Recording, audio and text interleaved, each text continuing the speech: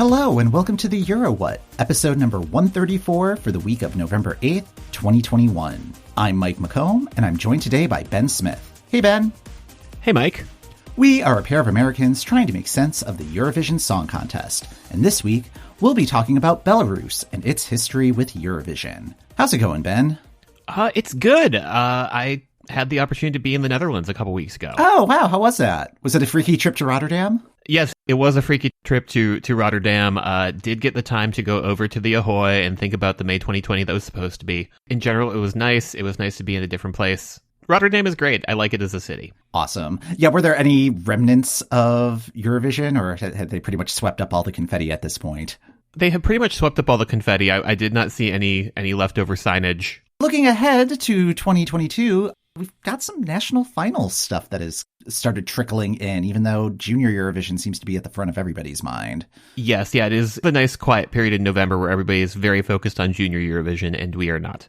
For the little bits of kibble that we do get to enjoy, Australia Decides announced their first few artists that'll be competing in next February's final. Two of them are Australia alumni of sorts. Isaiah Firebrace, who represented Australia in 2017, will be one of the competitors. And so will Jaguar Jones, who competed in the 2020 edition of Australia Decides. Yes, I'm very excited about that second one because I liked her song and it grew on me a lot. So I'm excited to see what she's bringing back for 2022. I like the idea of there being a returning contestant to, I don't know, learn from the previous experience. Hopefully her shoulder doesn't get dislocated this time around because that was wild. So bringing back the selection format, as every nation seems to be this coming year, Germany has decided to bring back Unser Lied for Turin. The jury is going to select songs from the public submission process, and there will be a national final sometime in March with the public choosing a winner. I don't know what else Germany can do at this point. They seem to be trying everything, and everything sort of works sometimes, except when it doesn't. Except when it doesn't, because then it really doesn't. Yeah, so they're trying some new stuff because the stuff they've been doing hasn't been working. So, I mean, they had been doing like essentially an internal Unser Lied. So bringing it back to the public probably can't hurt. I don't know if they can make the format a lot less convoluted, where they had like 7 different types of jury, each getting equal amounts of voting. And yeah, there was just a lot of voting in their process. And maybe if they can remove a couple of the layers, maybe they'll find some gold. Yes. I don't know. Let's just call this Ben's American Song Contest speculation checking corner, because there was news, or at least there was news out of one of my non-Eurovision circles where I was just like, what? The American Song Contest might be happening in early 2022 now. I feel like every time we check in, they're like, yeah, it's happening late 2022. But then why are they getting artists now? But I'm wondering if NBC is positioning this as like post-Olympics programming. I don't like that at all. Yeah, I'm just trying to imagine what their schedule is looking like. But yeah, like the Olympics are what, February? The Olympics are February, and they want to keep eyes on NBC so I could see. And like they've done things like around the holidays or in the spring where they've done like 2 weeks. Here's a program like the Sing Off or Making It, where I could, like, they have said it's going to be 56 entries over multiple weeks. Whenever we get the American Song Contest, 2 weeks is multiple weeks. The main reason I saw this is that they were saying that the winner may attend Eurovision 2022, not in like a competitive sense, but they want to have like that global branding. Don't they know that we're busy at that time? Like I am booked and busy in March. I am already watching 37 national finals that are happening in the first 2 weekends. Not now, NBC. Not now. We'll see if anything gets finalized, because I follow a lot of TV news sources that are not Eurovision adjacent and have not really been seeing much coverage of this. And that seems like a big schedule chunk. Yeah. Unless it's taking like the spot of The Voice. That seems dubious. Krister will get stuff done. We know his MO. So he is very good at getting stuff done. So it is probably happening at some point. But whether whoever the winner is pops up in Turin for like a fun little awkward host segment remains to be seen. The awkwarder, the better. Something that is definitely going to be happening is the ESC Top 250. Voting for that just opened and will be open until December 5th. All you have to do is go to songfestival.be and you can cast your vote for your 10 favorite Eurovision songs of all time. Do you think Euphoria is going to get knocked out of the top spot this year? Absolutely not. I am mostly in this for seeing how far up the chart we can get Yeon Dawn this year. Yeah, whereas I am very curious to see where Sugar ends up. I have a feeling there's going to be a lot of shock on New Year's Eve day. So, I do not doubt that Philip Kirkorov will hire a botnet of some sort to goose that poll. Yeah, he may not have to do that. Okay. Not tipping my ballot, but no.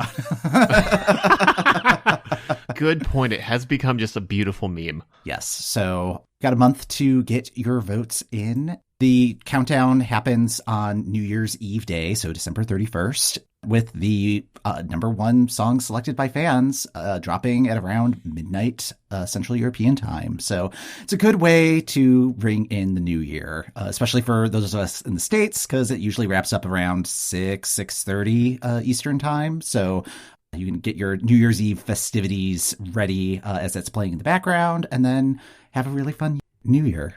Exactly. Speaking of holidays, this past weekend was the Belarusian holiday, October Revolution Day, which was established in the 1920s to mark the Bolshevik Revolution. Obviously, it's lost some significance after the USSR dissolved in 1990, but no one wants to give up a bank holiday, you know? So it's gone through several rebrandings, including marking the liberation of Moscow from the Polish-Lithuanian army back in 1612. Belarus still observes the day, and Alexander Lukashenko, the president of Belarus, says the holiday strengthens social harmony. I think there's a lot to unpack in all of this, and we can probably do it in a Eurovision context. So, shall we discuss this? Yes, I was about to say that's exciting. We can discuss this in a Eurovision context because this is a Eurovision podcast. Surprise, everyone! This is a Belarus podcast. Yep. Speaking of rebranding, but before we get into the nitty gritty of this week's topic, what do you know about Belarus? Okay, so I'm going to be a real ray of sunshine over here because I have been reading a lot about Chernobyl recently, as one does. And in particular, I know that Belarus was particularly hard hit because 70% of the fallout, once the wind shifted towards Belarus, went to Belarus. So they've been kind of hard hit since about 1986 with that. In terms of a Eurovision context, for a long time, I had one of the instrumental breaks from I Love Belarus as a ringtone on my phone. Really? Yes. Oh, that's fantastic. Anything else? I mean, I feel like since debuting at Eurovision, they've been kind of contentious because we had a whole scandal this year, and it wasn't like the first time we've had a scandal with the Belarusian entry. Mm-hmm. So, like that is my expectation is that they are tiny but chaotic. Interesting. Yeah, I don't know. This was a really interesting one to do research on. Like, for one reason, it really reminded me a lot of Albania's story when I was researching Albania for that episode last year. Geographically speaking, Belarus is a landlocked country with Russia to the east, Ukraine to the south, Poland to the west, and Lithuania and Latvia to the north. Aside from Latvia, all of the neighbors have owned all or part of Belarus throughout the area's history. So you can start with Kievan Rus, which is kind of like proto-Ukraine. First held the area from about the 9th century through the 13th century. So a long time ago. The Mongols came in the 13th century, ultimately allowing for the Grand Duchy of Lithuania to absorb a good chunk of the Belarusian area.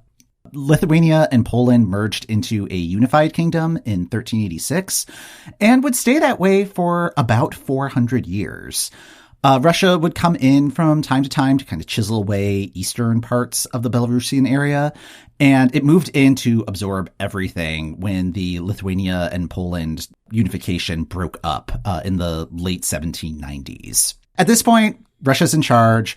The Russification of Belarus was in full swing and really tried to eliminate anything that would establish like non-Russian language, any non-Russian customs, any non-Russian culture. They were trying to make Belarus fully part of Russia. This continued through the early 1900s when Germany invaded and occupied the territory during World War I. Towards the end of the war, Belarus tried to declare independence and become the Belarusian People's Republic. This was Belarus's first rodeo to be an independent country, despite having a very long history as an area. And the effort to establish independence just fizzled after only about a year. The people in charge only knew czarist styles of governance, and there was also the Bolshevik Revolution happening next door. So there just was not any sort of political infrastructure to allow for a new country to form for Belarus. So by 1920, the Russian parts of Belarus formed into a Soviet Socialist Republic, and by 1922, Belarus was one of the founding members of the USSR. The parts of Belarus that weren't in the SSR were absorbed back into Poland and Lithuania. So again, kind of being traded among all of the neighbors and just being this kind of crossroads area for Eastern Europe. Mm-hmm. And because of this, World War II was especially harsh for Belarus. Germany's invasion of Poland, which was the flashpoint for the war, means that Belarus was the only significant buffer between German-occupied territory and Russia. Minsk was almost completely destroyed during the war. 2.2 million people were killed, and the population didn't fully recover to pre-war numbers until the early 1970s. Like, Belarus was thoroughly... Was very hard hit, yes. Yeah, so after the war, Stalin's focus for Belarus was militarization and industrialization, but there was just always this looming issue that Belarus was the Western buffer if things got real. So along with the general not greatness of the Soviet era, as you mentioned, Belarus was hit really hard by the Chernobyl disaster.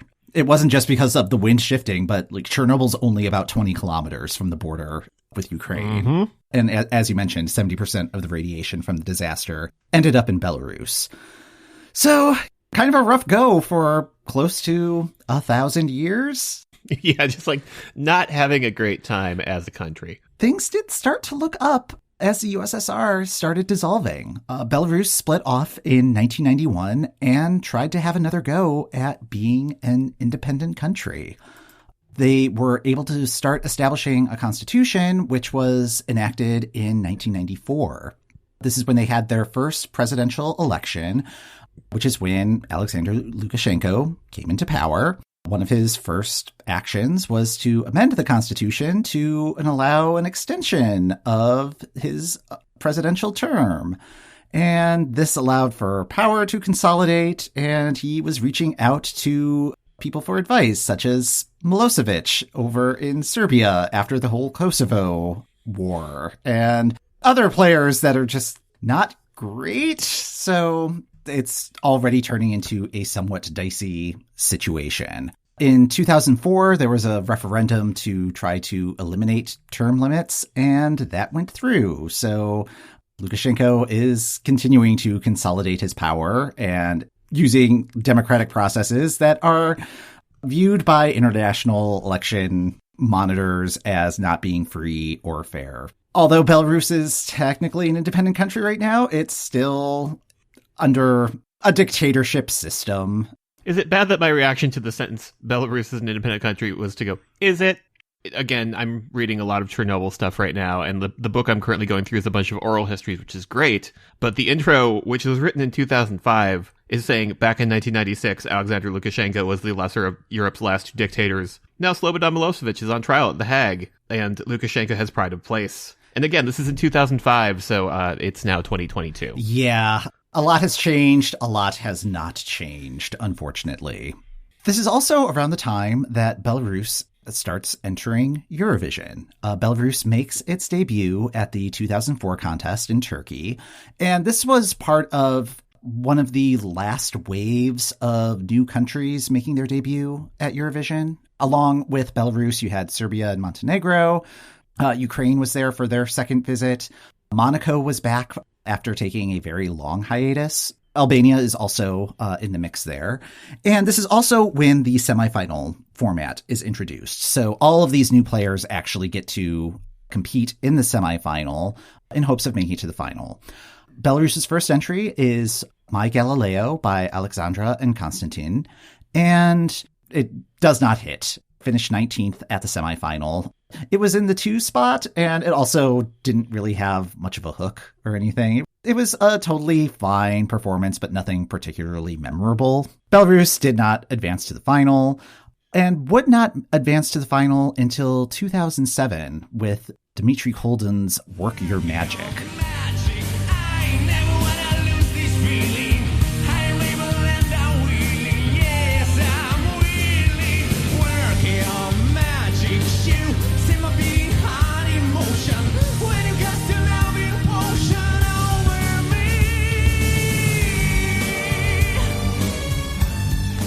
This is a Philip Kirkorov production, and you can definitely feel the PK influence behind it. Just like that PK touch. Yes. Like a lot of bombast, people floating above the stage with various stage prop trickery. It's kind of a fun performance, and it has been stuck in my head. As annoying and problematic as Kirkorov can be, he really knows how to build an earworm. So it's so far their best performance at Eurovision. It finished 6th overall, and it seemed like Belarus might be turning a page at Eurovision. The next couple of years just don't go all that well. They, again, do not make it out of the semifinals, to the point where in 2010, Lukashenko steps in. He's just not impressed with BTRC, which is the state broadcaster, and threatened to move the organization of Eurovision to a different network. This network, ONT, actually started planning for Eurovision and was looking for songs for either a solo male or a 6-woman group. That seems like 2 very different styles of song, but my brain just immediately just starts making a tweet of just like, yes, the 2 genders, man or 6 women. But the thing is, like ONT, they're not EBU members, so they're not allowed to use any of the Eurovision branding. So even if it was a case of ONT holds this contest, it could not officially be a Eurovision selection thing unless BTRC was just like, fine, whoever wins this talent competition or whatever song you end up picking, I guess we'll send it. That's not what happens. And it ends up being Butterflies by 3+2. We're like butterflies flying to the sun. The sun will never let us look inside. I believe that these can open up. Which I remember seeing this for the first time at the 2010 contest and was like, oh, this feels like such a cliche Eurovision ballad entry. Oh. The second you said Butterflies, my brain pulled it up. It's like, no. With the butterfly wings popping out in the back at the very end of the performance. It's just like, it made me mad. But it did qualify. It didn't impress in the grand final. It finished toward the bottom of the scoreboard, as it should have. Anyway,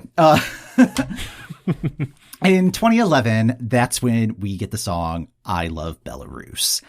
There's still issues with BTRC as the organizer of the contest, although since they got to the final in 2010, things have calmed down a little bit, but Lukashenko is still heavily invested in how Belarus is doing at Eurovision. And originally, the song that was selected for Anastasia Vinnikova was called I Am Belarusian. It had a lot of lyrics that were referring to Belarus's history and naming a lot of countries that don't exist anymore, or their former names of countries that have since changed. Eurovision is very particular about this sort of thing. I believe it also was an issue in Dustin the Turkey's performance, and I think a couple of the other songs that you highlighted in the last episode, where they're just naming place names, where you have to use a politically accepted place name if you are referring to another place. This song was referring to the USSR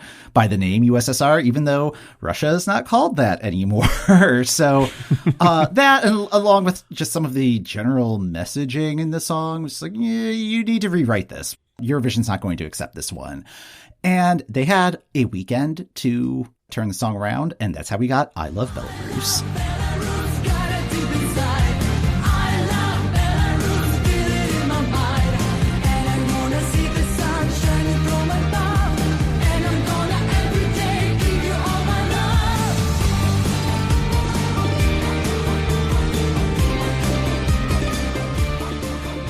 I think the video and the revised version of the song really turned things around. Like, I think it was much better than what was originally submitted. And the iconography that's in the video, they're really bringing in this Belarusian culture with the dancers and the costuming. And it's like, oh, this is really cool. And none of that makes it onto the stage. Like, it was a very dull performance, I thought. Yeah, because I remember the video, and again, it is pulling in all of this iconography, and there was just none of that when it got to the stage. The vocal was fine, but there was just no real concept going on it, and it just got lost in the shuffle and did not advance. People did not love I Love Belarus, unfortunately.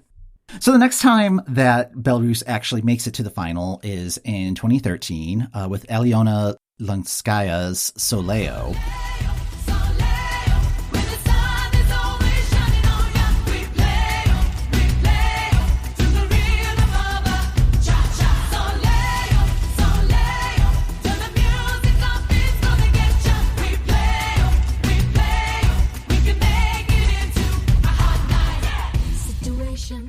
I still do not get that song. I think part of the reason that it ended up getting through was that it was one of the few party tracks in the 2013 contest, which I think was a very smart play. Like, I think the 2013 contest was definitely one that is, I don't know, this. And that seems to be where Belarus tends to shine.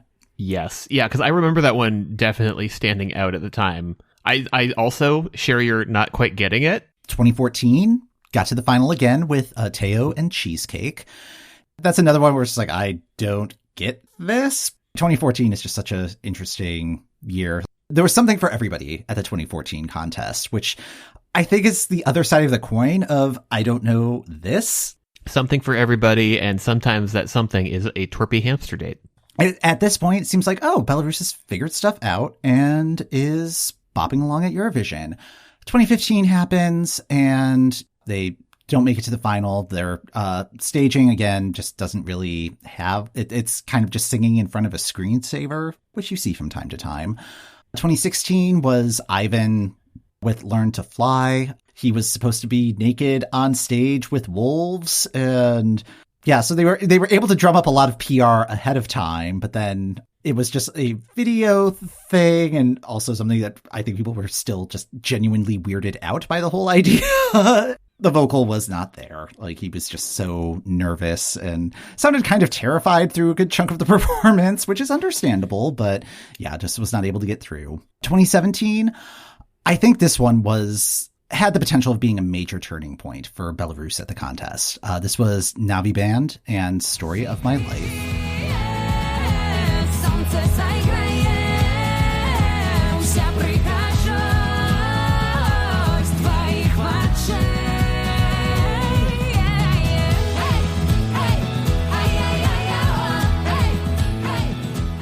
And that was the first song to be sung in Belarusian at the contest. It's such a joyful song and performance. That is one of the two Belarusian entries I keep going back to. I think part of the reason that it goes over so well was, like, since that was a contest that was in Ukraine, there was a lot of Belarus in the room. So a lot of the home team cheering on. It is a solid entry, and like, they're just such a delightful couple delivering that performance. So like, yeah, just absolute joy. It gets into what I think Belarus struggles with overall, in that there's just not a Belarusian identity or brand at this point. And like, it's weird to think about that. Like, there are so many other issues going on in Belarus right now with human rights violations and all of that, that it's just like, oh, thinking of the brand, like, it just sounds so like capitalist and gross.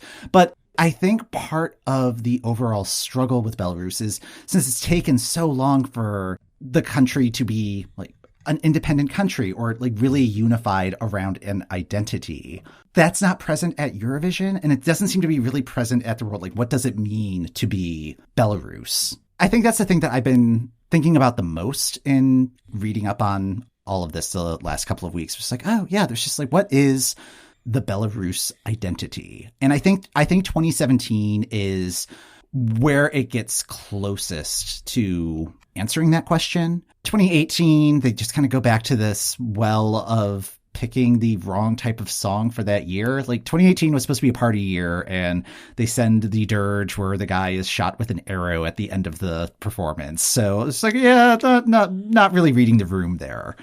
2019 was the last time that they got to the final with Zena's Like It, which, I mean, 2019 was another I don't know this type year, and I think that song fulfills that brief very easily. So I think 2020 would have been an interesting year for Belarus. Just before recording, I was listening to Val and Davidna, and there's just this somberness that I think was going to be an underlying theme of the 2020 contest had it happened. I think they would have snuck into the final, and it would have been really satisfying. That is the other Belarusian entry I listen to a lot. Something about that song is just such a good vibe. And it's such a pretty vocal. Like there's just a lot of elements to like about that one. 2020, the contest obviously doesn't happen, but there is another election. This would have been the 6th election, I think, for Lukashenko. As expected, the results are rather dodgy. He declares himself the winner, even though there is strong opposition and there were massive protests following the election. It's been a crisis in Belarus. Like it's really been a lot of the right-wing power consolidation that's been happening in a number of countries. Any media that is not favorable toward the administration is just considered false or an actor from the West. It's just been a very dicey situation. Amongst those active protesters are both Naviband and Val. It's looking really bad over there right now. A disputed election was not going to prevent them from participating in Eurovision 2021. What did prevent them was the selection of Galas Zmesta's initial song, I'll Teach You, which is a reference to a phrase used by police in Belarus. Galas Zmesta is a band that was formed in response to the protesters, in favor of the government and kind of mocking the protesters. Just the selection of that band is just kind of like, okay. And then, and then the song that they initially submitted was considered way too political for Eurovision's taste. So they're just like, nope, you have to submit a new song. Their replacement song was called Song About Hairs, which, along with the right-wing political messaging, threw in some homophobia. Just cause, Eurovision was just like, nope, we're not doing this. So Belarus was disqualified. And in the months since, BTRC, the broadcaster that had the EBU membership, was pretty much just becoming a mouthpiece for the Lukashenko regime. The EBU has suspended their membership, and there's not any other media outlet that isn't BTRC in Belarus. So there's just no EBU connection right now. So Belarus will not be at Eurovision for the foreseeable future. I mean, it's an indefinite suspension. I wasn't sure how this one was going to end necessarily. It's just kind of like a status of where things are at in Belarus right now. And as you mentioned, like it is the last dictatorship in Europe. Mm-hmm. Yeah. Any questions? Not really. Like I kind of expected this one to be a little bit of a bummer, and yes. Yeah. I keep thinking about the identity issue, and with the protesters, I feel like the goal is for there to be a declaration or just like a cementing of like what it means to be Belarusian. Yeah, of like actual national identity. Yes. And I think some of the songs that have been sent to Eurovision, like even I Love Belarus, even though that sounds like a very jingoistic, it sounds like it's something that the government commissioned rather than like a sentiment from the songwriter.